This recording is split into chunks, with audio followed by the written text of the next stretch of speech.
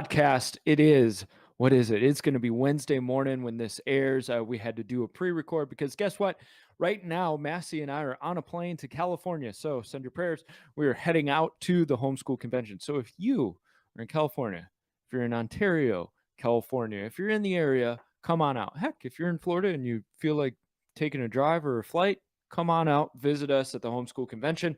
We will be there all weekend. Massey will be speaking. I will be slinging T-shirts at the counter. So come up, say hi.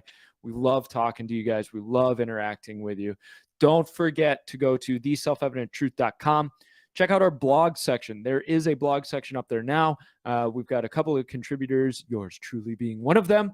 And actually, we just put one up about Elon Musk. So Elijah, I wanted you to read it because I wanted to get your opinion. Did you ever end up reading it or no?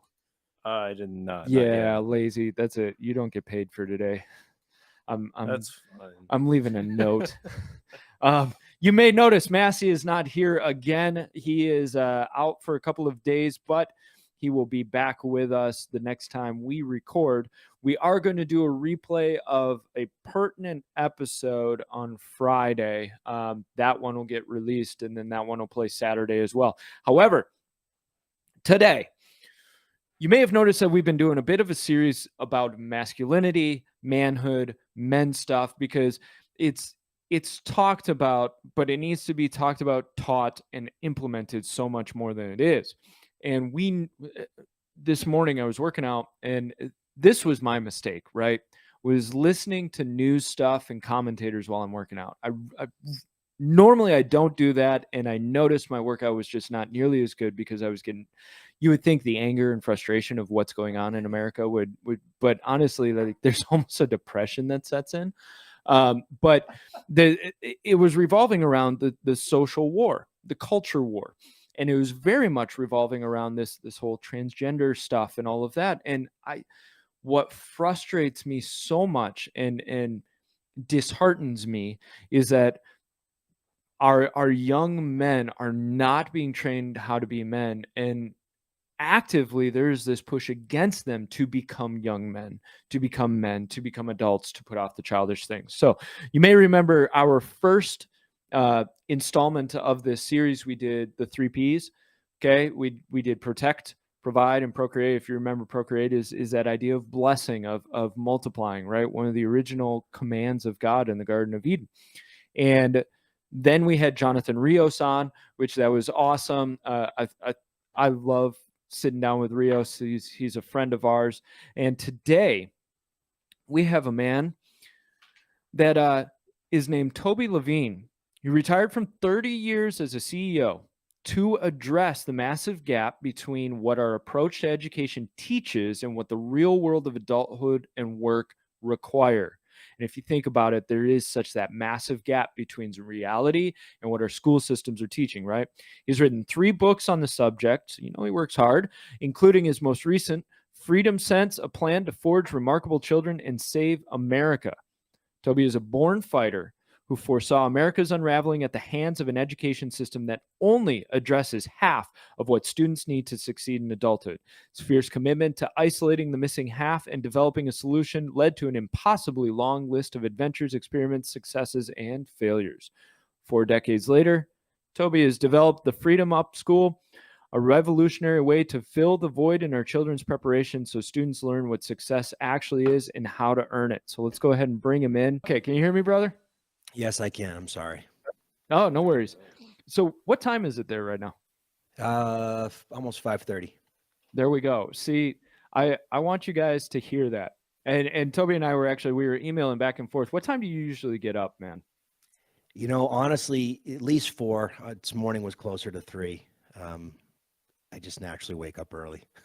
Yeah. What's your morning routine? Get a glass of water and take a couple vitamins and walk across over to my barn to where my office is. And then I'm in my office. And let's tell people, where do you live? Because you live in a pretty majestic place. We do. We live in northwest Wyoming, just on the edge of the Yellowstone National Park. The the largest wilderness in the lower 48 right here. I mean, we literally have grizzlies come through our property. That's so awesome. I remember we were talking at the homeschool convention, and just I love I'm living vicariously through you right now, because I love the scenario that you're in. You know, out in the wilderness, you're on your own massive property, you're doing your own thing, you know, and just that's there's something I don't even want to use the word romantic, because that a whole wrong connotation, but there's something just deeply innate in a lot of us of what you're doing. You're fulfilling that, you know. It's very grounding. Very grounding. Amen.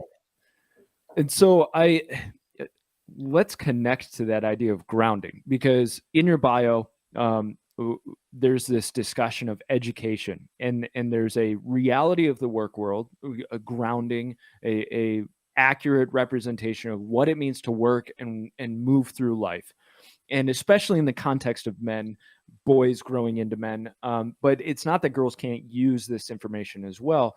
But obviously, our focus right now is more in the realm of men and masculinity and that kind of thing. So, on the topics, when you and I were discussing, one of the things that you had mentioned that you're passionate about is there's this conspicuous absence of male energy in the educating space. How did you start to recognize that, and what kind of led you down the path of recognizing this as a major issue? Well, that's a good question.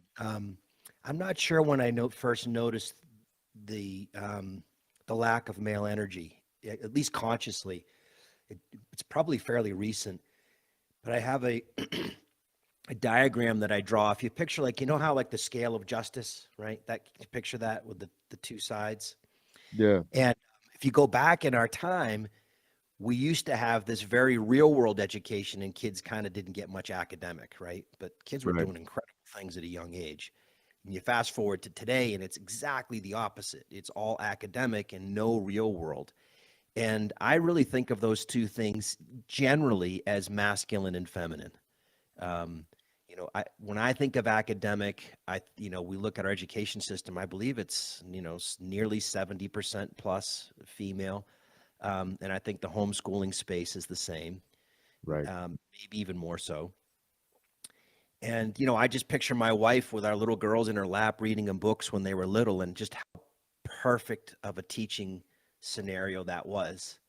And then I picture, as they age up, how I've increasingly stepped in and showed them other parts of life. And I think that whole sort of husband-wife partnership is this sort of soft and hard balance, Yeah. right? And so, when I look at how our education system evolved, we've really learned to delegate the education and leadership of our children to the government schools.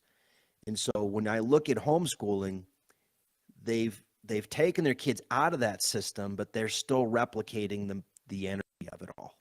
Yeah. Mom is still the predominant teacher the vast majority of the time. And when that was the first homeschool show I was at, the one where we met.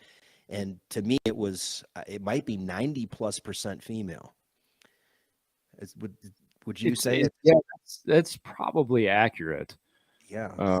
And to go along with that, I think I had mentioned in our emailing that we even had a homeschool convention approach us about, hey, we want to get a men's track started on this whole thing, which I thought was a great idea, and unfortunately it kind of fell through.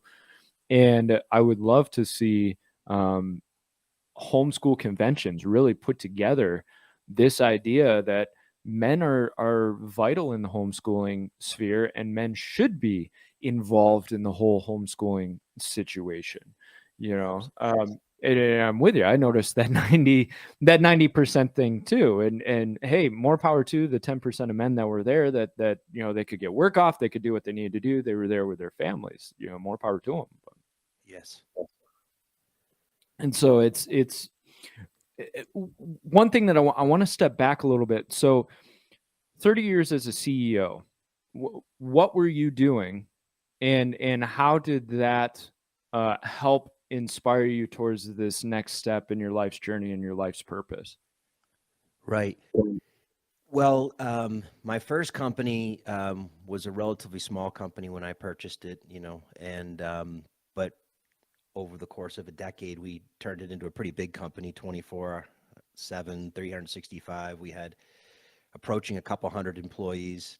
Oh, Uh, kind of in conjunction with that, that kind of led me to found another company. Then we ended up with a team of, I don't know, about 40 or so. So throughout my career, I'm just a natural coach, right? I mean, I want people to find their groove because that's what's best for the business and what's best for the individual. I'm just passionate about figuring out awesome ways to serve and help people find what's great about themselves and thrive using it. So I've just was a voracious consumer of everything to do with personal and professional development, every book I could get my hands on. And I was trying, my poor employees were always my guinea pigs. And a lot of it's garbage, honestly. mhm. I kissed a lot of frogs before I found some what I would consider to be timeless, immutable truths, not Yeah. just top 10 fad stuff. And in it, especially my last leadership experience, which ended 2 years ago, I got the millennial wake up. Hmm. I hadn't really seen it to this degree. I did extensive recruiting for, fantastic positions, dream jobs that had to do with marketing, sales, social media, video. I held tryouts. I mean, you should see the numbers in the funnel of the people that looked at this and how they reacted to this opportunity. It was demoralizing. I mean, everything you could read about an interview of what a millennial says they want to do, this job was it. I mean, direct access to the CEO. It was like I even advertised it. It's like this is a 3-year paid MBA on the job. Wow. The Yeah. compensation was good. There was I took them to dinner every single Wednesday night where we had a mentorship thing. I mean, and it's despite being they're good kids, but they were seriously, seriously broken. And um, I discovered from that I couldn't move these kids at 25. And that's when I just kind of said, my wife and I had a big conversation. It's like, we've got to go back to like 12. We've Yeah. got to get them before this happens. Yeah. And so people know, because I know college is a big issue around all of this. They all went to college, good colleges, good students, athletes, extracurriculars, the whole 9 yards. And I saw remarkable potential in all of them, and I told them what it was, and I tried to show them, but you can bring a horse to water, drink, right? It, Right. it was awful. And that's, it's tough when you're working, whether a ministry or a corporation or whatever, you see potential in people, but people have to see the potential in themselves. And it is a very demoralizing process if you see this potential and you're pouring into somebody and it's just not connecting. And a lot of it has to do with how especially the millennial generation was raised, the generation after them. And this I appreciate that you and your wife had that long conversation and said, look, we gotta go younger, because there there are other movements with other systems and beliefs that recognize that as well. Like you got to get them young. And it's unfortunate, the state of things, because I think we all got comfortable, and we all got comfortable in life, and we figured, well, autopilot is the best way to go. And we look at creature comforts, we look at the consolidation of cities and all of that, and yeah, one thing that you were talking about that sparked something in me, this idea of like on the job, real life education. And you think back a couple hundred years, the boys weren't in school all that much because they were out in the fields with dad. They were helping their father in his trade. They were learning on the job skills. They were learning real life business.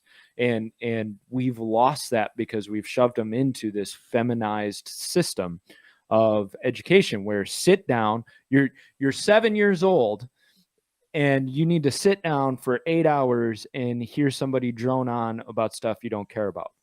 And my boy is 5 years old, and my wife and I are already homeschooling him because we know he would not do well for 8 hours sitting in a desk. It just won't work for him. I really struggled.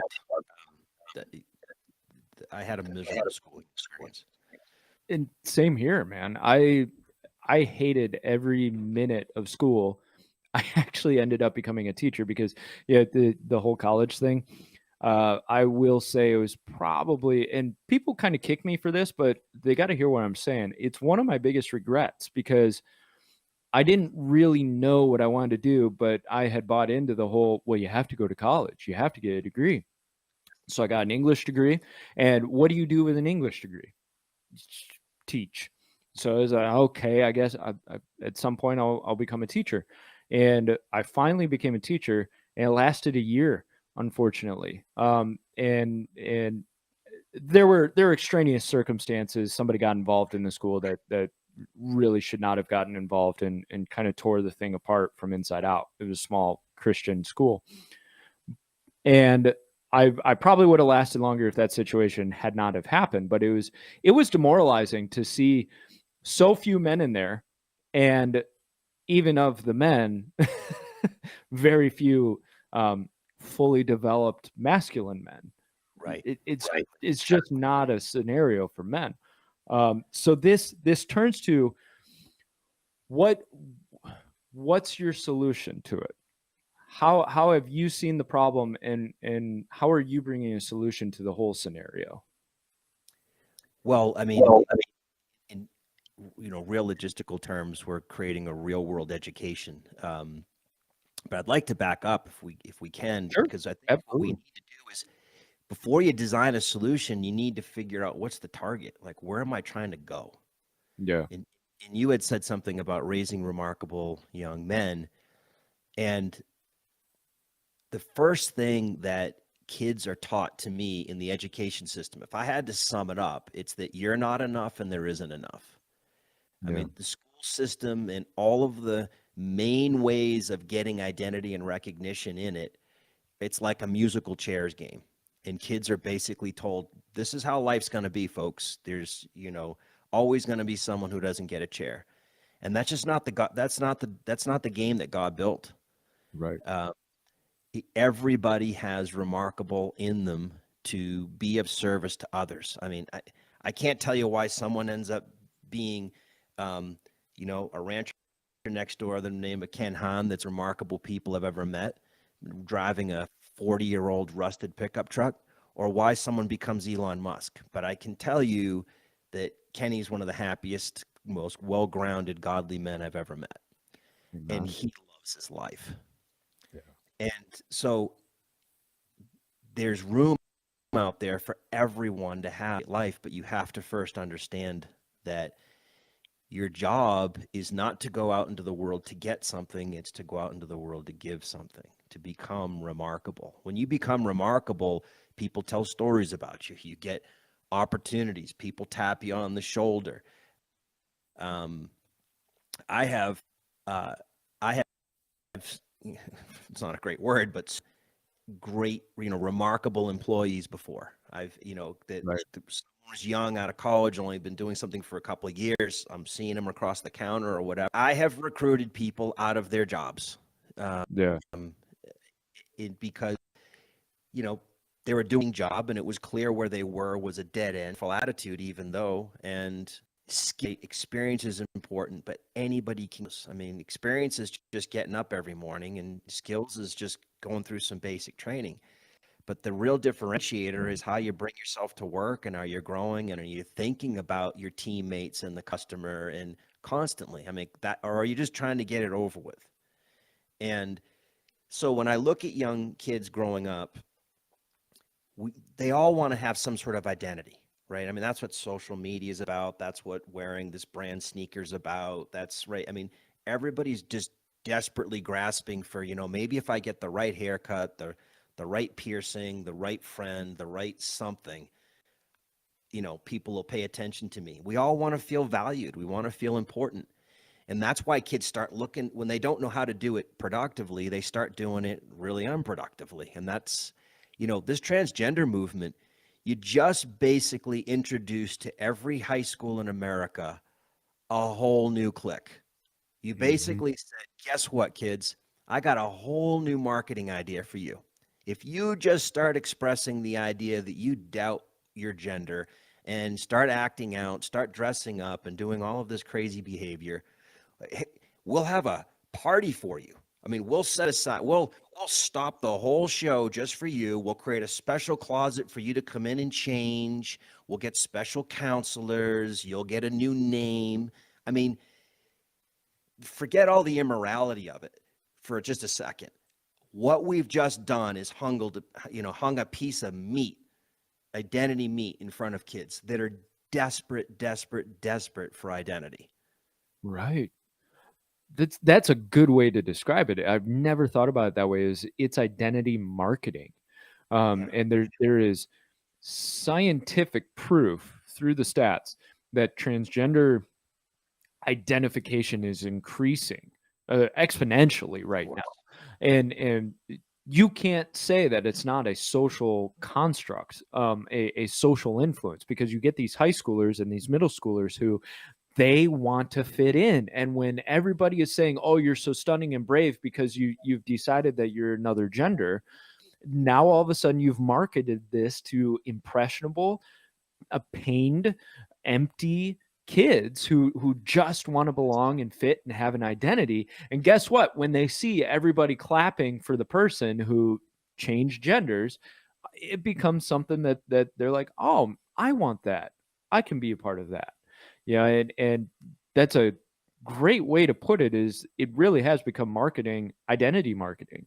And so I hear what you're saying. Like we've got to install in these new generations the real identity that God has produced in them, and helping them find that, Right. And so that's there's an acronym I use, IBARC. And so we're all around certain influences, right? And we determine that some of them are the most important to listen to, whether it's mom, dad, grandpa, neighbor, whoever, a pastor.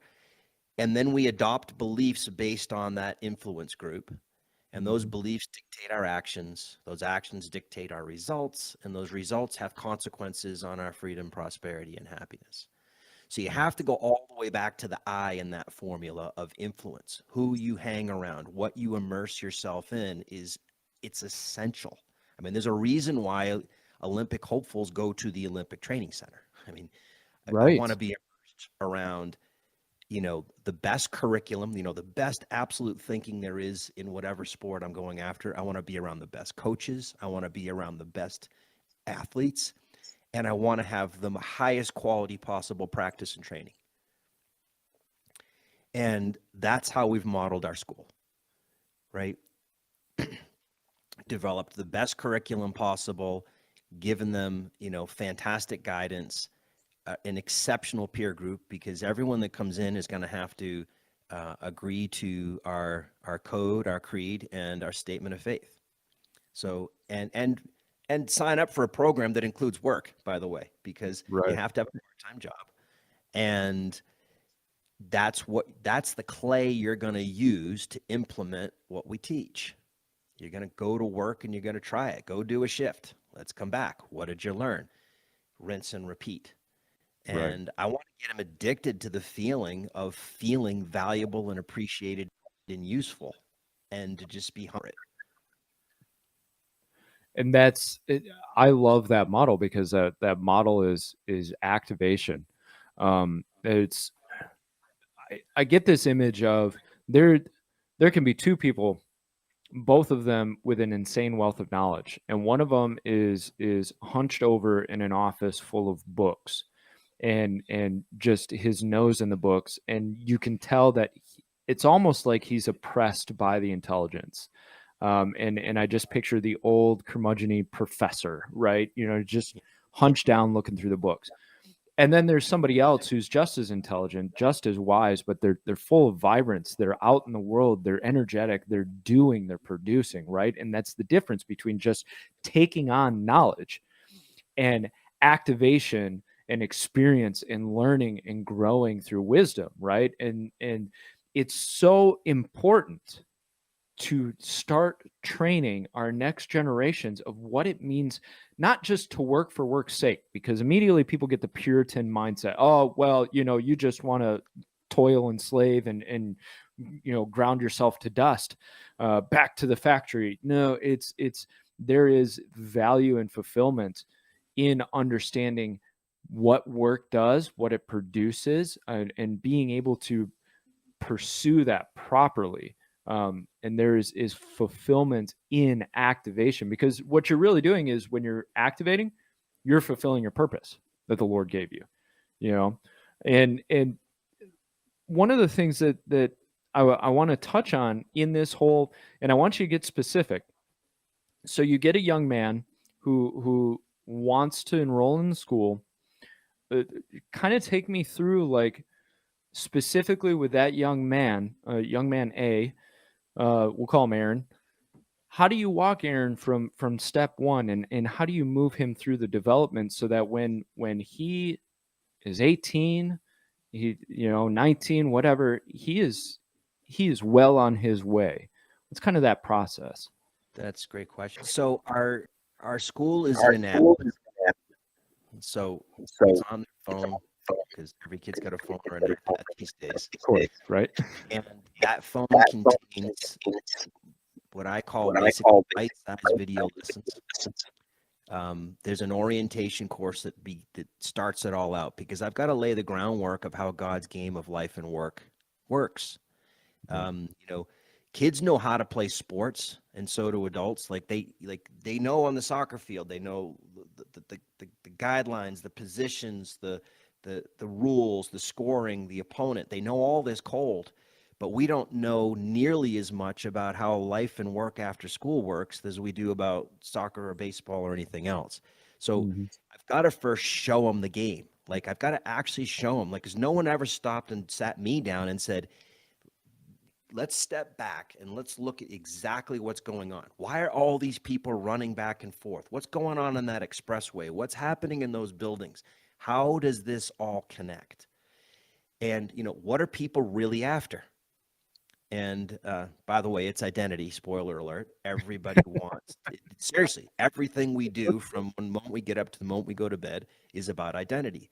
And as soon as kids understand that that's the game, then you can say, all right, well, there are two ways to get identity in this world. You can go try to be famous for being famous by, pursuing that transgender thing, for instance. Just walk in one day and say, my name's America, girl, with your hair purple, or whatever the heck they do. It's not going to get you freedom. It's not going to get you prosperity. It's not going to get you long-term respect and friendship, but that's an option. Just going to let you know. The other one is increase your identity by increasing the identity of others, right? Figure out how to help people. That's all we want. When we find people that can help us, we don't let them go. We keep coming back and we tell stories. And it's really not that complicated.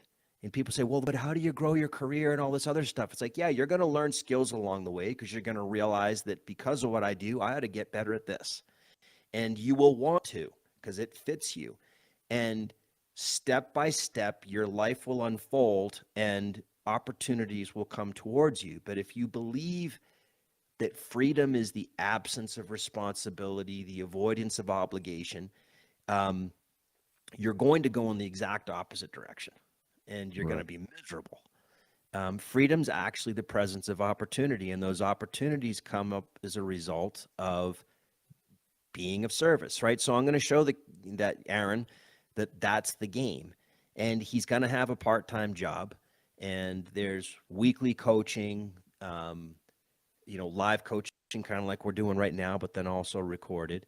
Yeah. And there's a social feed in there, which is a private social network just for these kids. There's going to be weekly challenges and contests, monthly training themes. But the idea is just in time, basically coaching and mentorship. For me to really help Aaron's going to have to lean in and say, hey, this is what's going on at my shift, right? I've got a difficult coworker. I've got a boss that's asking me this. I've got maybe, great. Now let's talk about it. It's the exact same thing we do in sports. I mean, you start out by putting kids on the field and showing it to them. And then after the game, you look at the game field and have a conversation. All right, well, what do you think happened there? And that's when the coach can start to say, okay, great. Now that we all understand that, let's look at how we could have done that differently and how we should do it differently in the future. Oh, I get it. And if we did that, maybe we would have scored the goal and prevented their goal and we'd have won. Exactly. That approach is revolutionary compared to the current education system. Current education system is all rote memorization at this point, right? You're just taking the facts, you spit them back out on the test. What I find fascinating about this is here's a great example of this idea. Everybody knows that old quote, if you don't know history, you're doomed to repeat it, that kind of concept. Now, we think about, okay, what's the value of knowing history? You learn history, you learn the mistakes made, you learn the patterns that happen, human behavior, you learn signs to look for, you learn humanity, so that then you can apply humanity to the next instance, the next situation, and hopefully have a different outcome because you've been able to ward off the issues or the failures. And you look at your process is really the scientific method. Okay, go out, learn from work, do work, fail at your job in not like just fail, but we all go through failures. We come back and then we mentor those failures. We say, okay, here's where you can improve that. Here's where you can change that. Now go back out and try again. And I like that analogy of sports. Like, you're trying to apply what you've learned in practice on the field or the court the next game. A game is really a test. It's a test of everything you've learned in practice. And then you go back and you learn to fix some mistakes, and hopefully you do better the next game. And so I love that approach. How long have you been putting this school together, and kind of where are you at in this process with the whole thing? Well, the school is, it's open for enrollment now, but we won't officially begin until fall. However, I do have a beta group here locally that's getting spooled up this summer, so they will have kind of been started a little bit earlier, because I like doing it face-to-face. I wish I could see every kid face-to-face. Yeah, right? Yeah. What's interesting is you said, it feels good to hear you say, to recognize that this is the scientific method, that this is what our education system doesn't. You would never teach a sport and say to kids, all right, we're going to study, I actually know nothing about soccer. I didn't even grow up with it, but I know it's the most popular sport now. Sure. But we're going to talk about it for 18 or 22 plus years. And then, you'll get out there and you'll see how it works. Sure. It's absurd. Right. We're not going to give you a ball yet. I think part of what's going to be tricky about spreading this message for parents is they want to hear me give them a paint by numbers and has been telling them they should expect. And I can't tell you what Aaron's first breakdown is. So I'm not going to tell you that he's going to go from module 2 to module 3 to module 4, because life doesn't work that way. What I can tell you is that we have hundreds of hours of micro lessons about every possible relevant breakdown and opportunity that happens in life and business. And those micro lessons aren't going to matter a whit to Aaron until they happen to him. Yeah. what I appreciate that I'm hearing is the thoroughness with which you're approaching this. Because it could be very easy for somebody to say, well, we're setting up a school and it's a on the fly mentor basis. I'm just mentoring, but you've obviously done a lot of work and due diligence in figuring out, okay, what is Aaron going to come across, and what are the possible scenarios, what are the issues, what are the things that Aaron will most often deal with. How do we deal with this? How do we teach him through it and then put him back into the game, learn new mistakes, learn new successes, figure those out. And so I appreciate that it's much more comprehensive, hands-on than a lot of people probably would first give glance to something like this. Right. And boy, sorry, I just lost my train of thought, but I wanted to share some. So I'll give you a future vision for an Aaron. Right. So by the time Aaron's 18, I had the same experience with college, by the way. I was actually not alone. And I'm hearing it more and more. People are starting to be on. I only did it you know what? I admire some of the kids today who were at least thinking otherwise. Yeah. Occurring me to dare say I don't want to go to college because, I'm 55 years old. That back when that happened, you'd have been an idiot, at least in terms of how people would have seen you. And I can honestly tell you as an adult that I wasted 4 years and a pile of money. That is not to say there was zero value there. There was. It's just that the ROI wasn't even remotely there. I mean, 4 years of your life is a big, big decision, and not to mention the money. So when an Aaron gets to 18, if I would expect him to be so mature and well thought by that point that if he does go to college, he's going for a very good reason. He's really thought through the whole ROI, and he's not going to screw around. He's going to go mine it for what he said he was going there to do. And there aren't many kids who go to college and actually do that. We tell the story, but it's not what happens.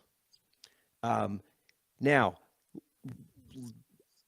the other scenario, so he goes to college and then kind of goes back to hopefully doing what I taught him and didn't get screwed up there, which is why I don't really necessarily think college is a good idea. But here's something I don't think many parents know. Every single community has a pile of really good small businesses, 5 to a few hundred employees. And every single one of those businesses has a position that's open but not posted. And that position would probably directly report to the owner or be very close to them, because every small business person, myself included, ever has said, gosh, if I could just find a kid like that Aaron. Yeah. And that happened to me completely by accident. I grew up commercial fishing. I commercial fished after college because there was no way I was going to earn as much money doing anything else as I was fishing. And a really successful businessman in our harbor, I got to talk, and I didn't actually know how amazing he was at the time. Yeah. And I asked a brilliant question, and it was by accident. Could I ever come and see what you do? This is gold, parents. Anyone who's listening. Right. That's all I said. He said, sure. Now, what was supposed to be a simple little mentorship lunch turned into an afternoon tour of his kingdom.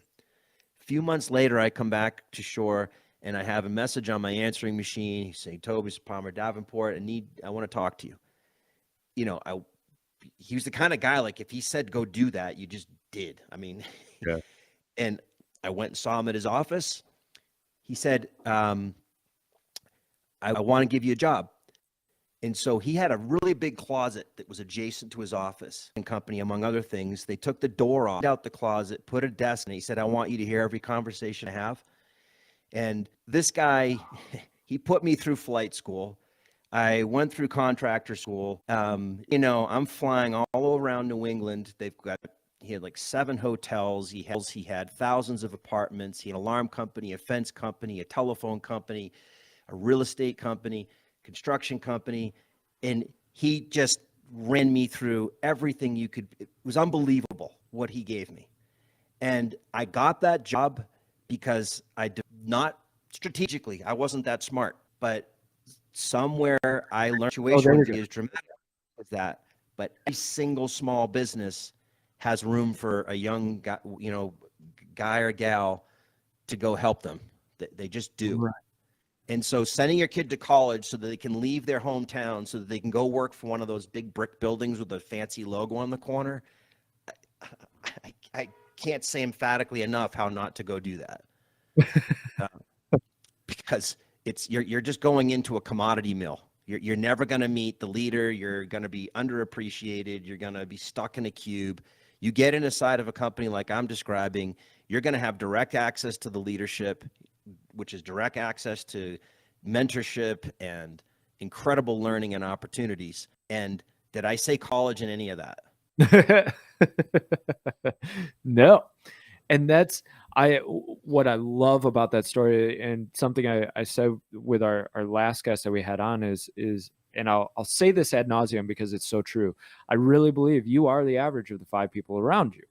And so you got in close and had real world experience with somebody who is very high level, and you saw his vision, and it expanded your vision of what was possible.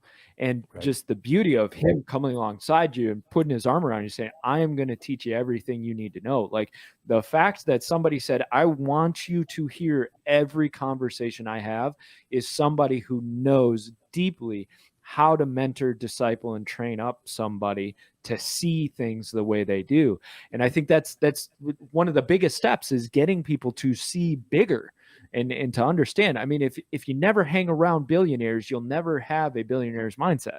And Right. Not that being a billionaire is always the goal, but a billionaire like Elon Musk, the guy has vision. And the kid who goes to college and gets their communications degree, and they end up sitting in a cubicle at TechCo, filling out reports, just can't have that vision because he's walled in. He doesn't see anything from that perspective. But guaranteed, the guy who's next to Elon Musk every single day is seeing, like, I could see how we could colonize Mars. Yeah. Mars, you're thinking too small. I'm moving out a few planets. Right. Yeah. No, it's true. And, every parent has different gifts, right? My dad was a salesman, and I remember one of my best friends, his dad worked for the town maintenance crew, and he could weld and fix any engine, and he built his son a go-kart, and I was so jealous. Cool. So every parent has got all different kinds, and my dad gave me lots of great perspective from a completely different, way that my friend didn't get from his dad, right? And I think what I hope parents will do is just say, I want my child to be around someone who has that perspective so that they can help them broaden their visions. Because, maybe my career didn't go the way I wanted it to, or I'm not exactly where I'd love to be right now, but we've got children and a mortgage, and now's not the time to try to just completely turn things over, right? And I think we have to be, humble as parents and find great teachers for our kids in the areas where they need it. Yeah. And that it really does start with that idea of education. And I think that's what this whole conversation boils down to, is active education for whether young man or young woman. And I think it does our young men a lot more service if especially their father is involved actively in training them up. And the cool thing is, if you're a welder, it doesn't mean that your kid has to be a welder, but your kid will still learn active lessons to apply to their own life. When you can learn things like learn to weld, learn some carpentry, learn to run some equipment, learn just different things, even if you never ever go do them professionally per se, it broadens your ability about what you now know you're capable of. I mean, I do this with my daughters all the time because I just want them to have a belief that, okay, this new scary thing is not the same as the last scary thing I did, but I've increased my tolerance. And I think, if I could do that, I probably could do this. I mean, that's what you want to have start connecting. But, so many kids have done so few things that I could see how it would really hurt their confidence. And that's how confidence is built, right? It is experience. But the typical suburban kid, like, I mean, what are you going to do? Chances are you're just going car to mall to school to sport to back to the house, and you can be pretty limited. I mean, your kids, a lot of these kids today they're not building tree houses, they're not running around the woods, they're not, all the things that we used to do before we got so densely populated, right?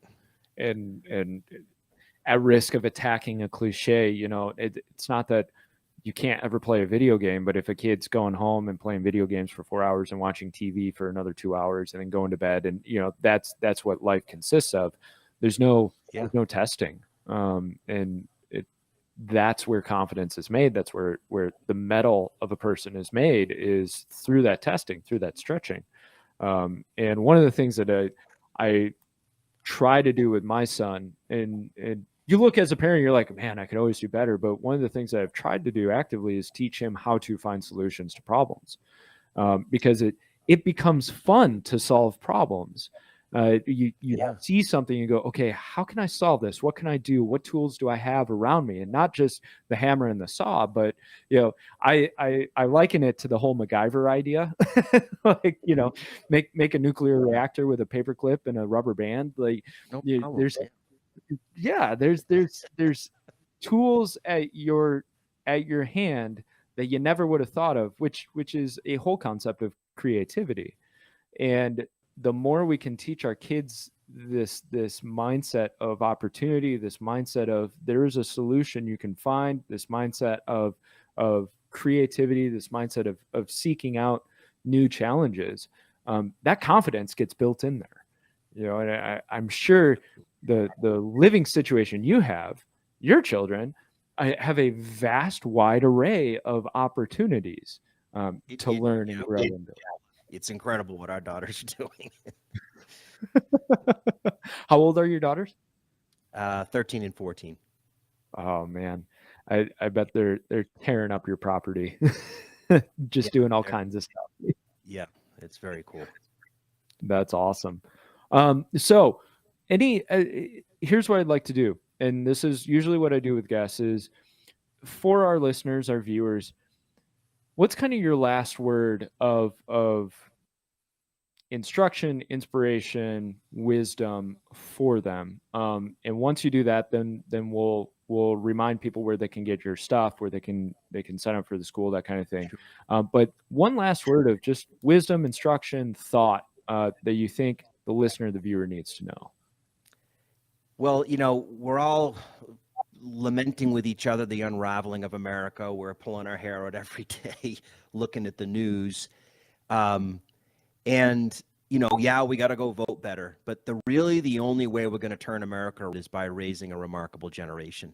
We're literally at a point in history where 80 years from the Revolutionary Civil War, 80 years from the Civil War to the World War II, and we're 78 years now. I mean, we are unraveling. We are approaching a crisis. I don't know exactly what it's going to be. But so there's that really huge level reason why we have to do something. But I think if you take it straight back to home, like your own little, your own world, we know there's this massive imbalance. And we know by looking at the youth of America that the way we've been parenting and educating, and not just in the last 10 years, for the last 100, it's been declining. We know how this got here. And so if we don't want our children to end up like that, we have to do something differently. And I just implore parents to not think that, oh, that's just the other kids. Yeah. This is happening to kids that are Christian, that went to good parents, intact families, good colleges, the whole bit. It is happening to them. And, my family has been wrecked by this woke thing. And everyone I speak with has lost at least a sibling or a cousin or somebody that's just gone off the deep end. And so if you've got 4 kids and you think all 4 of them are going to get through this unscathed without taking massive action, I think you're not being honest with yourself. And I know that's not a happy thing to say, but it's the truth. It's very true. And I appreciate that, because I don't think people realize that I don't want to speak ill or fear, but you got to be proactive, because you're not safe. You run on autopilot, you're going to run into trouble. So I appreciate that. So last thing, where can people get your latest book? And go ahead and plug that, and then how people can sign up for the school. Yeah, well, so Freedom Sense, got to get in front of the camera here, is available on Amazon. It's audio, Kindle, paperback, so easy. It's a short read. It's even a medium reader like me is going to do it in under 2 hours. So it gets right to the point. And you can enroll at the school at thefreedomupschool.com. School doesn't officially open till after Labor Day, so anyone who signs up between now and then, we've got a really special deal, and it won't just apply to a 15-year-old and a 9-year-old. I'm grandfathering your whole family forever, right? So if you've got other kids behind them, they're all going to get this deal if they do it before we open on, basically after Labor Day. And so the deal won't stay as good as that. So I would encourage parents to not only just take advantage of that, but just don't wait. The sooner your child starts this kind of an education, all they got to do is work 3 hours a week. That's it. They'll, I'm sure, escalate over the years, but you won't believe the transformation in your child if they start having learning that's directly connected to actual doing. And what's the age range for the school? 12. I think 12 is, if you think you have an exceptionally mature 11-year-old, go for it. But I think 12 is the year that, psychologists and historians agree something happens right around there. And that's when it's time to start becoming a young boy, or, young man and a young woman, and start that process. And that's a whole other conversation, the whole rite of passage and all of that. So we'll have you back on to talk about that side of things at some point. So Toby, thank you so much for joining us today. I really appreciate you coming on. Well, you're welcome, and thank you for having me. I appreciate the work you guys are doing. Thank you. Same to you. So, all right, you have a great day, brother. You too. Have safe travels. Thank you. Take care. Bye. Bye.